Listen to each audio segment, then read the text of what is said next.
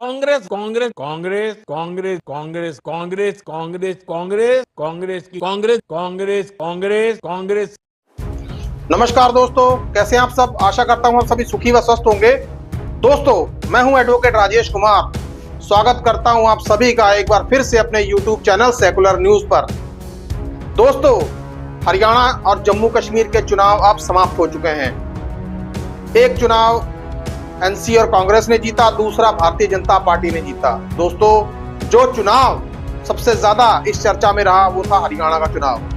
दोस्तों, हरियाणा का चुनाव कांग्रेस और बीजेपी दोनों के लिए ही साख का सवाल बन चुका था। दोस्तों, एक वक्त ऐसा लग भी रहा था कि कांग्रेस इस चुनाव को बहुत ही आसानी से जीत लेगी, लेकिन पिछले कुछ दिनों में इस तरीके का टर्नआउट हुआ कि कांग्रेस अंदरूनी लहर को भांप ही नहीं पाई और भारतीय जनता पार्टी ने फुल मेजॉरिटी के साथ वहां पे सरकार बना ली। दोस्तों, कांग्रेस भी हैरान है, बल्कि कई पत्रकार और बड़े बड़े न्यूज चैनल्स भी हैरान हैं कि कांग्रेस ने सरकार बना कैसे ली। खैर दोस्तों, ये तो थी चुनाव की बात, लेकिन दोस्तों अब हम बात करेंगे प्रधानमंत्री नरेंद्र मोदी की।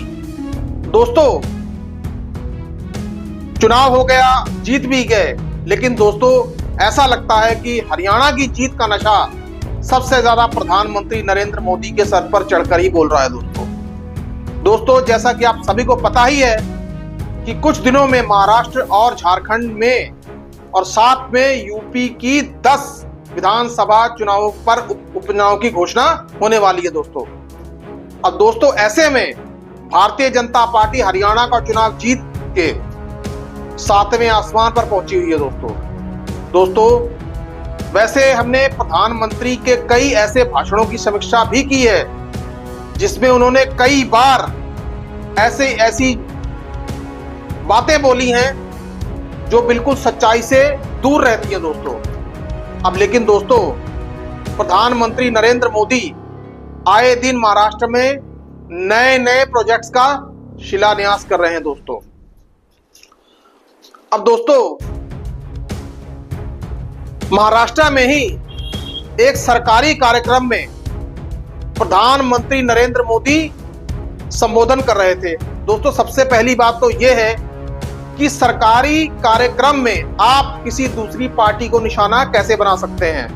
दोस्तों, यदि आपने पार्टी को निशाना बनाना है तो भारतीय जनता पार्टी के मंच से यह काम करिए, क्योंकि ऑफिशियल काम जब हो रहा है तो वहां पर आपको किसी पार्टी विशेष पर निशाना नहीं साधना चाहिए। और आप तो भारत के प्रधानमंत्री हैं और सभी दल देखकर आपसे सीखते हैं। दोस्तों खैर, अब प्रधानमंत्री तो प्रधानमंत्री ही हैं, वो जो भी करें वो सब सही होता है। अब दोस्तों, उस सरकारी कार्यक्रम में प्रधानमंत्री नरेंद्र मोदी ने कांग्रेस के अलावा और कोई बात दूसरी की ही नहीं। दोस्तों, उन्होंने कांग्रेस के बारे में ऐसे इल्जाम लगाए कि कांग्रेस बांटने का काम करती है, कांग्रेस ऐसे नैरेटिव फैलाती है। जरा सुनिए दोस्तों, प्रधानमंत्री नरेंद्र मोदी ने क्या कहा। कांग्रेस हमेशा बांटो और सत्ता पाओ के फॉर्मूले पर चली। कांग्रेस ने बार बार ये सिद्ध किया है कि वो एक गैर जिम्मेदार दल बन गया है। वो अभी भी देश को बांटने के लिए नए नए नैरेटिव गढ़ रही है। कांग्रेस समाज को बांटने का फॉर्मूला लाती रहती है। दोस्तों, प्रधानमंत्री नरेंद्र मोदी अपने भाषणों में बार बार कांग्रेस को कोसते रहते हैं, लेकिन प्रधानमंत्री नरेंद्र मोदी को शायद ये याद दिलाना पड़ेगा कि 2024 के लोकसभा चुनावों में आपने क्या कहा था। कभी प्रधानमंत्री ने यह कहा कि आपकी एक भैंस मुस्लिमों को दे दी जाएगी, एक भैंस, और मंगलसूत्र, मछली, मुर्गा, ये सब शब्द किसने कहे थे। और दोस्तों, प्रधानमंत्री नरेंद्र मोदी ने मुस्लिमों को खुद घुसपैठिया बताया था कि आपकी जमीनें छीनकर इन घुसपैठियों को दे दी जाएंगी दोस्तों। और तो और प्रधानमंत्री नरेंद्र मोदी ने तो खुद को भगवान का अवतार ही बता दिया था। अब दोस्तों, क्या प्रधानमंत्री नरेंद्र मोदी भाषण देते वक्त क्या अपने दिए हुए कही हुई बातों का स्मरण नहीं रखते? उनको यह नहीं सोचना चाहिए कि चार उंगलियां में एक उंगली में किसी और पे उठा रहा हूं तो तीन उंगलियां मुझ पे उठ रही हैं। दोस्तों, क्या यही भारतीय जनता पार्टी का चरित्र है कि कांग्रेस पार्टी को जिस भी तरह हो आप बदनाम करिए? दोस्तों, भारतीय जनता पार्टी, उसके बड़े बड़े लीडर हरियाणा के चुनावों को जीतकर घमंड के 7वें आसमान पर पहुंचे हुए दोस्तों। शायद तभी प्रधानमंत्री नरेंद्र मोदी, जो हरियाणा के चुनाव और जम्मू के चुनावों से गायब ही रहे, अब लगातार कांग्रेस के ऊपर हमलावर हैं दोस्तों। प्रधानमंत्री नरेंद्र मोदी आए दिन कुछ ना कुछ कांग्रेस के बारे में ऐसे ही बोलते रहते हैं दोस्तों। ठीक है दोस्तों, आप चुनाव जीते हैं, आपको सत्ता मिली है, लेकिन दोस्तों कम से कम इतना तो ख्याल रखना चाहिए कि आपने पूर्व काल में क्या बोला था दोस्तों, उसकी भी तो समीक्षा की जाएगी ना दोस्तों। प्रधानमंत्री नरेंद्र मोदी ने अपने एक भाषण में बटेंगे और बांटेंगे जैसा शब्द का इस्तेमाल भी किया। जरा दोस्तों सुनिए प्रधानमंत्री नरेंद्र मोदी यहाँ पे क्या कह रहे हैं दोस्तों। और पहले जब उनकी सरकार थी, उन्होंने कहा था कि देश की संपत्ति पर पहला अधिकार मुसलमानों का है। इसका मतलब ये संपत्ति इकट्ठी करके किसको बांटेंगे? जिनके ज्यादा बच्चे हैं उनको बांटेंगे। घुसपैठियों को बांटेंगे। क्या आपकी मेहनत की कमाई का पैसा घुसपैठियों को दिया जाएगा? दोस्तों, प्रधानमंत्री नरेंद्र मोदी के भाषण की यदि समीक्षा की जाए तो क्या भारतीय जनता पार्टी को वोट देने वाला ही सिर्फ देशभक्त है और जो कांग्रेस या किसी और अन्य दलों को दे वो देश का गद्दार है दोस्तों? ये कैसी मानसिकता है दोस्तों? चुनाव जीतने के बाद आप आत्मविश्वास नहीं, अति आत्मविश्वास के साथ बोल रहे हैं दोस्तों। लोकसभा 24 के लोकसभा चुनावों को हुए अभी ज्यादा देर नहीं हुई। यही भारतीय जनता पार्टी घमंड के घोड़े पे सवार थी, बोल रही थी अब की बार 400 पार। उससे पहले मध्य प्रदेश और हरियाणा में फुल मेजोरिटी के साथ सरकार बनाई थी। क्या हुआ? 2024 के लोकसभा चुनावों में वही राजस्थान और हरियाणा में भारतीय जनता पार्टी की सीटों में बुरी तरह डेंट लगा दोस्तों। माना कि चुनाव की परिस्थितियां हर बार एक जैसी नहीं होती, लेकिन दोस्तों हमें अति आत्मविश्वास और अति घमंड से बचना चाहिए दोस्तों।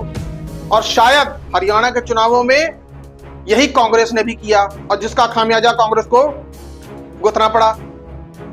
दोस्तों, आप देश के प्रधानमंत्री हैं, आप जो भी बोले जनता आपको सुनती है, उस पर विश्वास करती है। तो दोस्तों, प्रधानमंत्री नरेंद्र मोदी को यह चाहिए कि जनता के विश्वास को बनाए रखें और ऐसी झूठी और अनर्गल स्टेटमेंट्स ना दें। दोस्तों, हर बार झूठ बोलते हैं दोस्तों। राहुल गांधी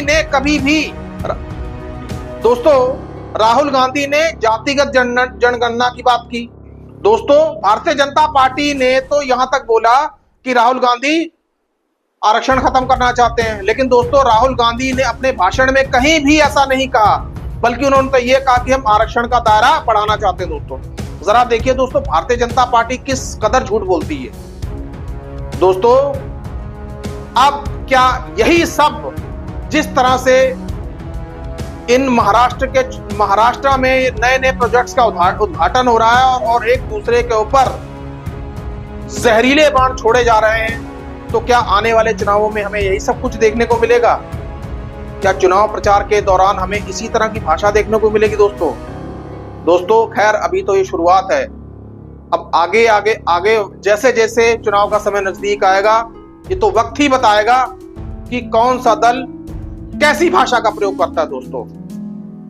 लेकिन दोस्तों इस चुनाव से, हरियाणा के चुनाव से कांग्रेस को, यदि कांग्रेस को सबक लेने की जरूरत है तो भारतीय जनता पार्टी को भी सबक लेने की जरूरत है कि कभी कभी अति आत्मविश्वास इंसान को ले डूबता है दोस्तों।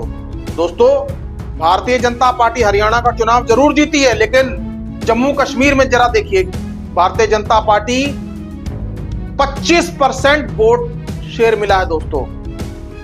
जहां पे भारतीय जनता पार्टी ने बड़े बड़े दावे किए थे, हमने 370 खत्म कर दी, हमने 35A में चेंज लाया है। अब दोस्तों वहां पे क्या हुआ, जनता ने भारतीय जनता पार्टी के नैरेटिव को ही नकार दिया।